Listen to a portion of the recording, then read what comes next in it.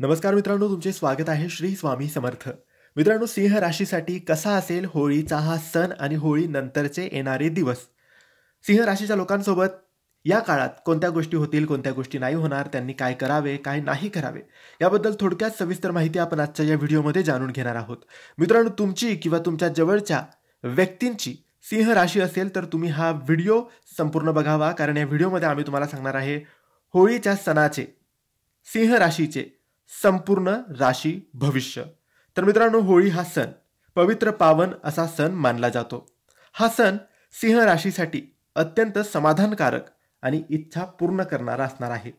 मित्रांनो, जर सिंह राशीचे लोक नोकरी करत असतील तर त्यांनी नोकरीमध्ये त्यांच्या कामाकडे नीट लक्ष द्यावे, कारण त्यांच्या हातातून काही चूक होऊ शकतात आणि ते अडचणीत सापडू शकतात.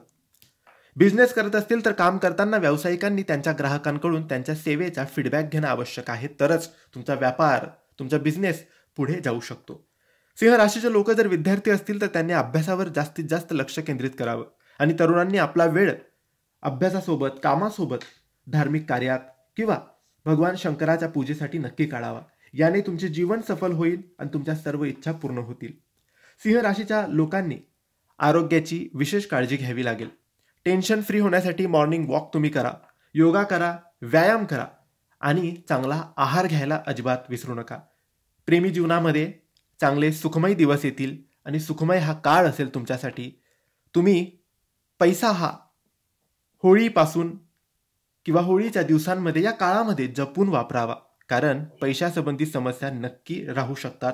सेव्हिंग करणं अत्यंत महत्त्वाचं आहे, कारण सेव्हिंग नसेल तर मग आयुष्यात समस्या तुमच्या वाढू शकतात आणि येणारे दिवस, होळी नंतरचे दिवस सुद्धा खर्चिक असू शकतात.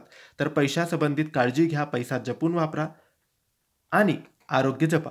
हे होते सिंह राशीचे होळीचे आणि होळी नंतरचे संपूर्ण राशी भविष्य. तुम्हाला माहिती कशी वाटली आम्हाला नक्की कळवा आणि माहिती आवडली असेल तर लाईक आणि शेअर करा. काही प्रश्न असतील तर कमेंट्सद्वारे विचारा. आमच्या चॅनलला सबस्क्राईब करायला विसरू नका. धन्यवाद. श्री स्वामी समर्थ.